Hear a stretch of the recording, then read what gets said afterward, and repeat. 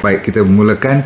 Bismillahirrahmanirrahim. Assalamualaikum warahmatullahi wabarakatuh. Malam ni mungkin ramai yang dapat manfaat. So tolong ambil nota supaya you tengok 20 daripada gejala ataupun petanda-petanda yang mungkin anda sendiri melaluinya, ataupun adik-beradik anda ataupun kawan anda yang sedang mungkin melaluinya dan tidak tahu apa nak buat. Saya bagi pendapat. Baik, nombor 1. Siapa di sini yang ada sakit belakang? Angkat tangan. Dan sakit belakang ni saya kira belakang kan daripada leher sampai kan ke pinggul. Banyak dia punya kawasan belakang. Tapi kita fokuskan bukan sakit seperti skiatika ataupun disebabkan you salah angkat pasu bunga ataupun salah angkat anak atau cucu you, ngap, tangkap, tarik sampai ke belakang pinggul tu, turun ke paha sampai belakang lutut, kadang-kadang sampai ke kaki, dia menyucuk sampai ke bas. You tak boleh pakai tali kasut, nak ikat tali kasut tak boleh, nak tunduk, nak semayang semua sampaikan kena setengah orang tu emergency pergi hospital pun. Jadi saya minta yang tu case mechanical betul, dan kalau tak serius dia boleh baik dalam masa sebulan 2, tapi kalau serius kadang-kadang setahun 2 tahun pun boleh dengan fizio semua. Itu dipanggil urat saraf yang dah ataupun muscle yang telah orang panggil apa, tertarik, orang panggil apa, dah pulled, dan kadang-kadang setengah tu tersepit bahagian tulang belakang lumbar vertebra di bawah tu. Itu satu cerita. Tapi yang saya cerita pada malam ni ialah gejala-gejala yang dia datang pergi, kejap dia stay on forever, macam tak mau baik, lepas tu macam dia hilang. Betul tak? You pun kan apa nak jadi ni, terlupa pula yang you sakit. Tapi bila datang balik tak tahu kat mana you pergi. Kadang-kadang you nak holiday pun susah, betul tak? Okey, selalunya you kena check sama ada di atas daripada lambar, selalunya sampai ke urat pelikat. Okey, so kadang-kadang sakitnya belah kanan, kadang-kadang sakitnya belah kiri. Saya nak you fokus kepada apa yang berlaku pada diri you. Cuba check tengok sama ada memang belakang saja ke, ataupun mungkin ada beberapa perkara yang you kena exclude, maksudnya pastikan tak ada batu karang, nombor 1. Okay, so check dengan doktor, biar ada x-ray, biar ada check air kencing, make sure everything is clear. Lepas tu nombor 2, kalau tak, mungkin you check juga bahagian tulang tu sendiri. Maksudnya tulang belakang kita pun kadang-kadang nerve dia tu boleh transfer ke kiri ke kanan, dia tak straight kat tengah, faham?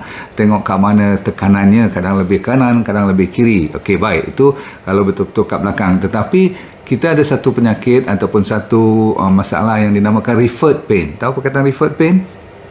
Refer tu maksudnya katakan kena kat sini tapi asalnya daripada sini. Boleh? Ataupun ni ujung jari ni, kebas ni. Macam saya ni kan 3 jari setengah. Kalau 3 jari setengah ni orang panggil carpal tunnel syndrome. Itu mungkin lebih straightforward. Orthopedic surgeon boleh handle. Tapi katakan you tak ada apa masalah, tak ada tersangkut urat saraf apa, rupanya datang daripada lekatnya ataupun sangkutnya kat bahagian leher. Faham?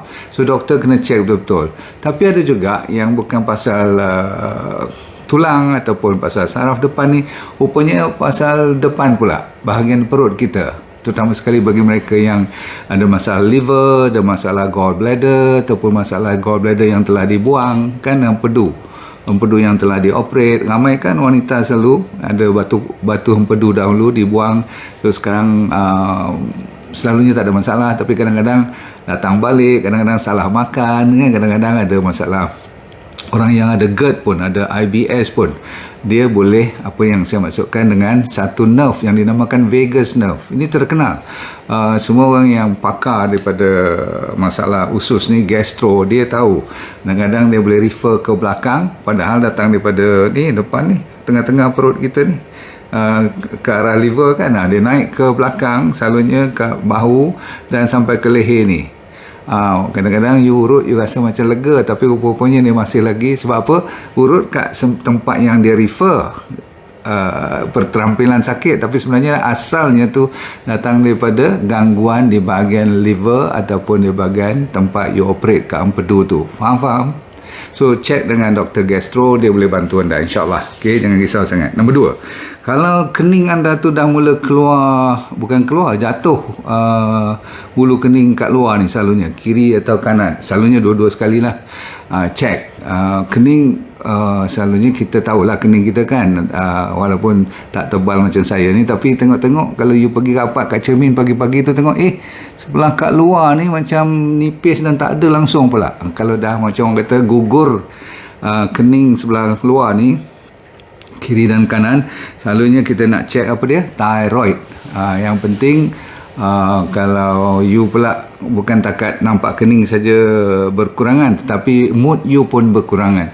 You rasa macam sejuk selalu, dan you berat badan pula meningkat, macam tak semangat lah, tapi berat badan pun naik. Lepas tu kita selalu nak suspect apa, you punya thermostat ni maksudnya thyroid you. Thermostat ni tahu tak, macam aircon kan, dia ada meter dia kan. Kalau you bagi dia low, semua jadi low je, sejuk, jadi lembab, tak bersemangat, body weight dah naik. Itu disebabkan oleh hypothyroid. Okay? Dan selalunya ni mungkin ada masalah iodine, masalah thyroid hormon tak cukup. Ni biarkan doktor check bahagian endokrinologi. So saya bagi pendapat endokrinologi, tanya doktor saya macam ni. Of course kalau masalah, ada satu nama Hashimoto satu penyakit yang disebabkan oleh terlalu autoimmune, you lawan balik diri sendiri sampai thyroid pun dah jadi tak boleh berfungsi. Seterusnya berlawanan dengan cerita tadi, slow. Yang satu lagi laju,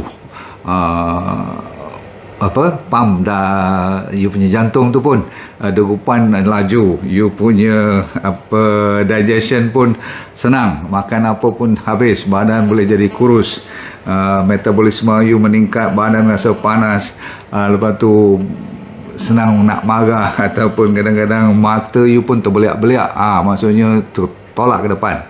Yang tadi mungkin tolak ke dalam, tapi yang ni yang lebih ketara. Jadi bila mata dah macam mata ikan mas tu, saya rasa dah agak lama dah sakit you. Sebab tu saya kata jangan dibiarkan. Topik pada hari ni ialah gejala yang tak boleh you biarkan. Awal you dapat, mata tu belum lagi tolak ke depan, alhamdulillah. Sebab apa? Kalau dah keluar ke depan, nak masuk balik susah. Akak, tengok saya guna perkataan akak. Pasal apa? Penyakit-penyakit ni lebih kepada perempuan daripada lelaki. Ada juga penyakit yang seterusnya lelaki lebih ramai. Yang satu lagi ni ialah kalau you ada sign ataupun petunjuk mengatakan setiap kali you luka, orang ataupun you sendiri tahu luka you paling lambat 3 hari dah, orang kata apa, macam kering dah, macam nak berparut seminggu dah clear kan, kalau sikit-sikit luka. Tapi sejak kebelakangan ni lambat, sampai sebulan pun nampak macam malas nak baik dia punya luka-luka ni.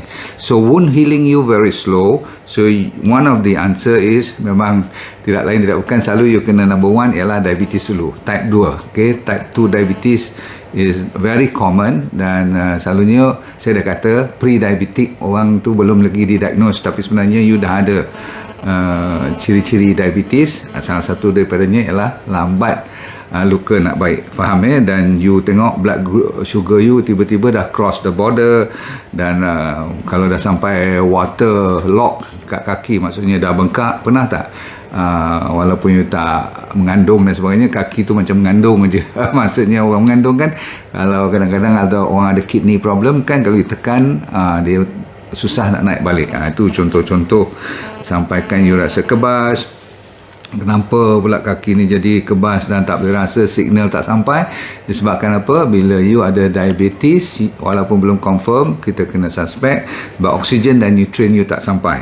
Yang ni disebabkan ataupun menyebabkan you punya wound, luka you lambat baik. Kan kalau nak baik perlukan apa? Perlu oksigen, perlu zat-zat, vitamin yang betul, baru boleh luka semua ni baik dengan cepat. Okey.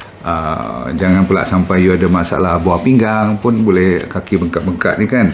Dan jangan pula sampai you jadi buta, sebab kalau biar lama-lama you dia ingat okey-okey je, lama-kelamaan tak nampak kencing kerap, kadang-kadang tak berapa dahaga lagi, tapi rupa-rupanya ada juga ciri-ciri diabetes. Seterusnya, kalau keluarkan lidah semua, tengok saya nak tengok kat sini, keluarkan. Bayangkan katakan saya Dr. Yu, saya suruh you keluarkan lidah aja.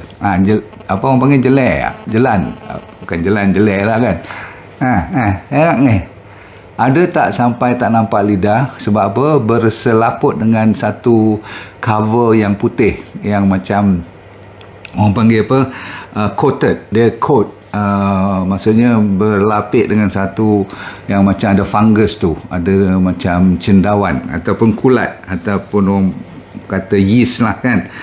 Selalunya dia ada candida ataupun ada masalah bakteria yang tidak stabil, atau orang panggil dysbiosis. Tak betul lah. Selalunya kita paling-paling 2-3 hari kita gosok gigi ataupun kita kumur semua tu, dia boleh hilang. Kita makan-makan pun dengan kita punya acid alkaline punya food tu, dia boleh clear. Tapi tak, you punya keluar je, you tengok sendiri pun bersopak kat tu putih, melekat-lekat. Yang tu bahaya. Sebab apa?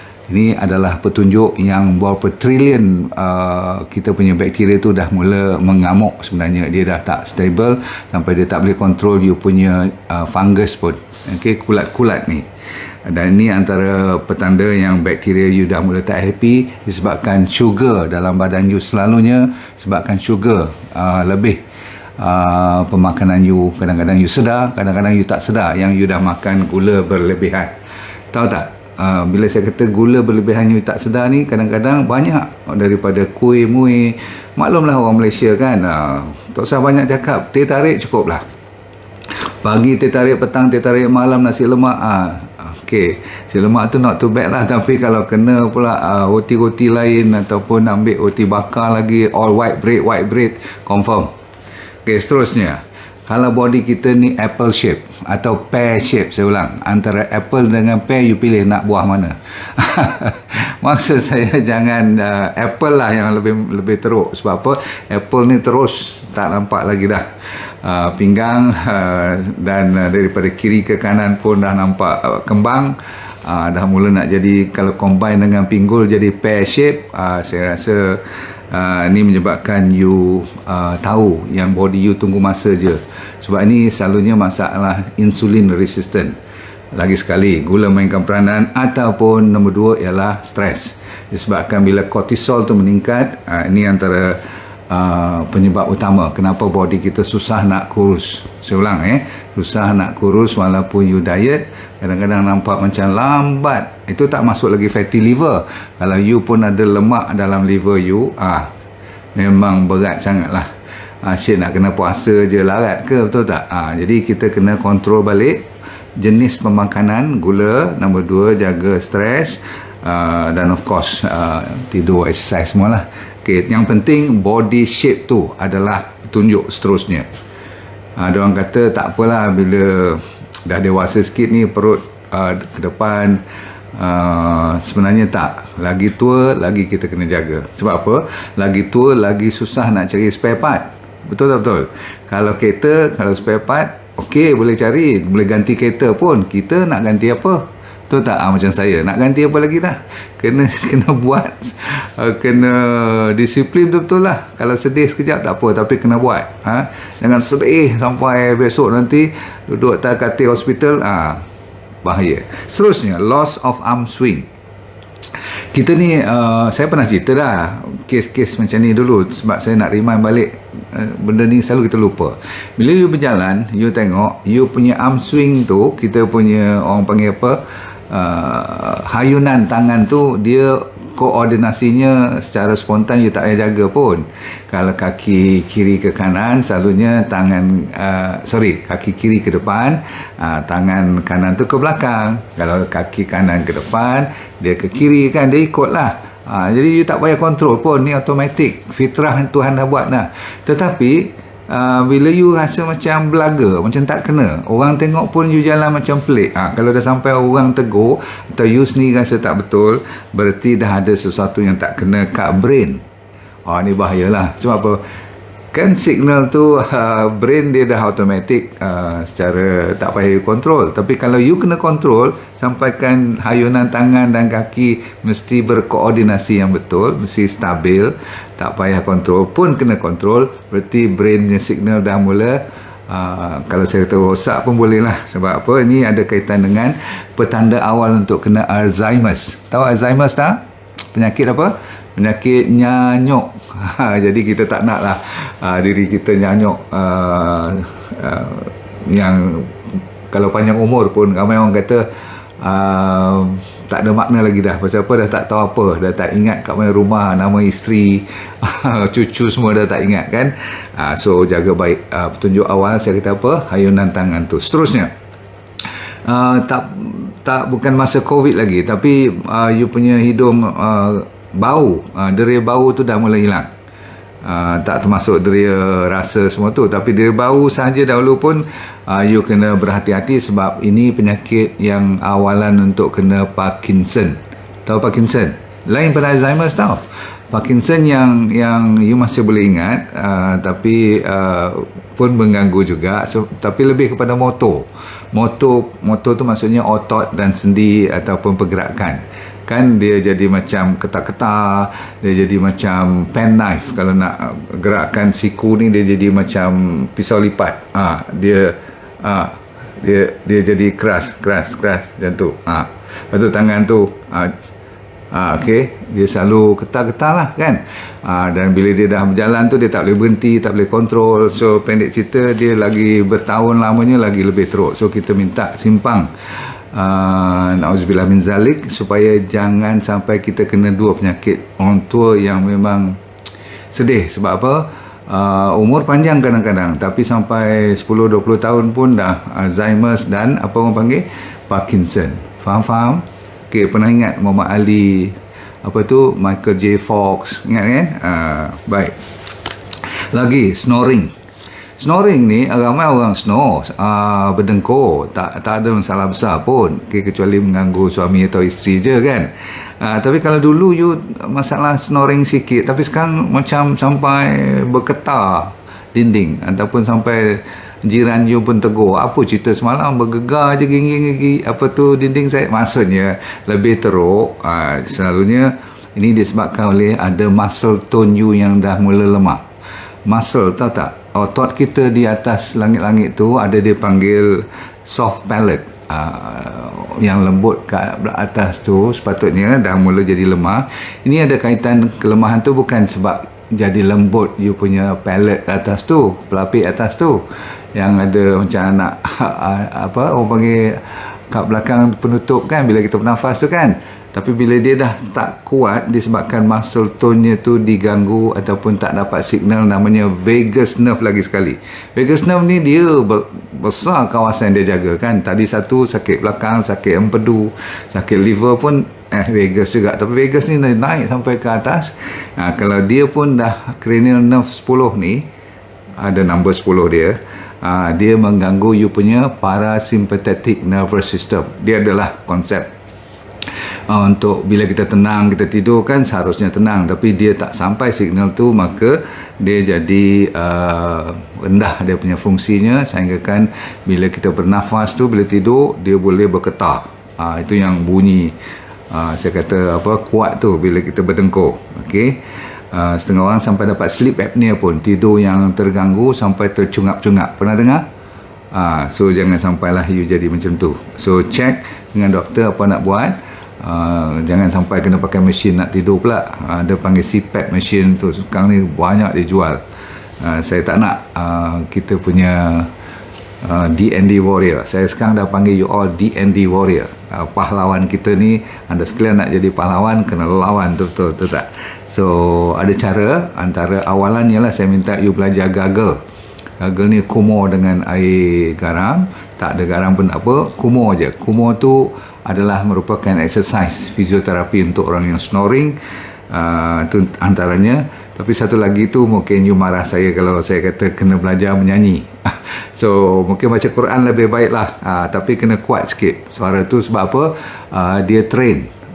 Kalau Mak Saleh dia suruh menyanyi, so mungkin you menyanyi nasyid lah. Okay, maksudnya nyanyian tu untuk menguatkan balik apa yang orang panggil soft palate tu. Faham? Dengan gargle. Pelik Okay, seterusnya, siapa yang ada gejala lightheaded, senang nak pitam, sikit-sikit bila terutama sekali daripada duduk ataupun bertinggung ataupun you tengah duduk antara dua sujud tu, lepas tu kadang-kadang kan bila kita nak bangun balik tu, nak diri balik tu, you rasa macam nak tumbang. So siapa yang ada light-headed ni, rasa macam ringan kepala bila bertukar posture you, kita nak check you punya masalah adrenal gland. Ada masalah gelenjar satu atas pada buah pinggang tu yang dah mulai lemah. Ni ada kaitan juga dengan, kita boleh check dengan hormon, dengan blood sugar, mereka yang tak cukup tidur selalunya, dan stres, balik-balik stres. Tu mau tak mau kita kena menjadi warrior yang pandai handle stres lah kan. So D&D warrior, belajar handle stres. Baik, let your hand loose. Kalau you lepas tangan you, bila you tengok kat cermin besok pagi atau malam ni sekejap lagi, you tengok tangan you tu, ni katakan saya lepas ke tepi, okey, lepas ke tepi, ambil tangan tu lepas ke tepi. Kalau you tengok tangan you masuk ke dalam, selalunya dia kan di sisi kita dua-dua sekali lepas. So tangan kita sepatutnya lebih kurang macam tu je. Tapi kalau yang ini macam ni, tapi yang ini masuk ke dalam, macam you terbengkok ke dalam macam tu, ataupun dua-dua sekali masuk ke dalam, lagi dahsyat lah. Selalunya sebelah aja kan. Ini berarti you punya minda ataupun brain kita ada dipanggil frontal lobe yang dah mula lemah. Sebab tu disebabkan dia lemah, dia boleh macam menutup sedikit. Ingat, kalau kita tengah nak lawan dengan orang, selalu kan body kita selalu nak ready kan, nak tumbuk orang kan. So dia punya secara tidak langsung tangan kita tu terpulas ke dalam sedikit. Bukanlah sampai macam tu, tapi instead of macam tu, dia jadi macam tu. Tangan ni macam tu. Nampak beza tak tangan saya ni? Ni. So di sisi di sisi. Cuba tengok sekarang tangan you ada terpulas ke dalam sikit tak? Sikit je, tapi beza dengan yang sebelah lagi. Dua-dua tak balance. Last kali, lepas tu saya sambung besok. Boleh? Satu last kita tutup malam ni. Sebab kalau tidak nanti panjang sangat, bosan juga. Okey. Last kali ialah, kalau you sekarang ni suka mencuri. Pelik tak kalau umur macam saya ni, bukan kita tak ada duit nak beli katakan coklat tu, ataupun kan kadang-kadang kita tengok beratur sebelum bayar kan, kadang-kadang ada coklat tu, tangan tu orang kata apa, gatai nak pergi ambil juga benda tu. Bukan you pencuri, tetapi tak tahu pasal apa lah ni you nak ambil juga. Kalau you tengok orang tak ada beg tangan orang ke apa, okay, you nak ambil juga beg tangan orang tu, padahal bukan you punya. Ataupun you tengok orang tu tertinggal jam ke, terutama sekali, pernah tak dengar orang kena tangkap di supermarket? Orang dewasa dah, bukan kadang-kadang dia pakai ketayap, dia relax semua, Pak Haji semua ni, bukan kata dia tak sembahyang semua, tak, tapi dia ada ketagihan untuk mencuri. Orang panggil kleptomania. You pernah dengar kan, kadang-kadang selebriti pun kena tangkap dan sebagainya. You check bukan pasal tak ada duit. So kalau you ada kleptomania, you kena check. Ini orang panggil loss of impulse. You dah hilang you punya kewarasan dan you tak boleh kontrol. Perkataannya tak boleh kontrol, bukan you tak tahu pun benda tu salah, tapi you nak juga pegang benda tu dan diiktiraf sebagai mencuri. Satu. Nombor dua, you senang marah tak tentu pasal. Saya selalu kata, orang dewasa apa nak jadi kat you pada 2, 3, 4, 5 tahun. Sekarang pun tak pasal-pasal dah mula marah. Tanya balik suami atau isteri you, bang, apa nak jadi bang 4, 5 tahun lagi kalau macam ni. Sebab ini adalah gejala-gejala yang sebenarnya minda you dah tak boleh kontrol. It is a condition. Dia bukan satu benda yang saya buat cerita. Memang ada dalam medical. Orang yang suka mencuri tak tentu pasal, tak boleh kontrol. Orang yang suka marah tak boleh kontrol. Dan last kali ialah you suka menggunakan perkataan-perkataan yang mencarut. Dulu you, ini bahaya. Saya pun kadang-kadang risau juga. Bila ada dewasa ni, dulu tak pernah maki-maki, hawau. Itu orang Melaka. Itu kebiasaan dari kecil lain cerita. Ni tak pernah you guna perkataan-perkataan yang celaka. Mula tu. So jaga baik-baik. Guna perkataan-perkataan yang mencarut tak tentu pasal ni. Dan you tak boleh kontrol pula, dan menjadi ketagihan pula nak keluar perkataan macam tu. Saya kira you kena check, sebab ada kaitan dengan minda. Okey, Jadi cukup dulu pada malam ni. Sebenarnya banyak gejala yang kita boleh cerita, tapi saya keluarkan benda-benda yang agak serius dan you tak boleh biarkan. You kena kontrol. Alright? So, saya mengharapkan anda happy dengan sedikit kongsi. Saya sambung lagi 10 insyaAllah pada waktu yang terdekat. Okay, kita jumpa lagi. Saya doakan anda semoga tidak kena gejala yang 10 saya bagi pertama. Kita cari lagi 10 lain kali. So begitulah untuk hari ini. Semoga anda dunia bahagia, akhiratnya syurga, dan jangan lupa biarkan minda kita let go. That's why I always say you must let go. Kalau tidak, dia masih pegang. Let go and what? Feel good. Jumpa lagi. Assalamualaikum warahmatullahi wabarakatuh. Terima kasih.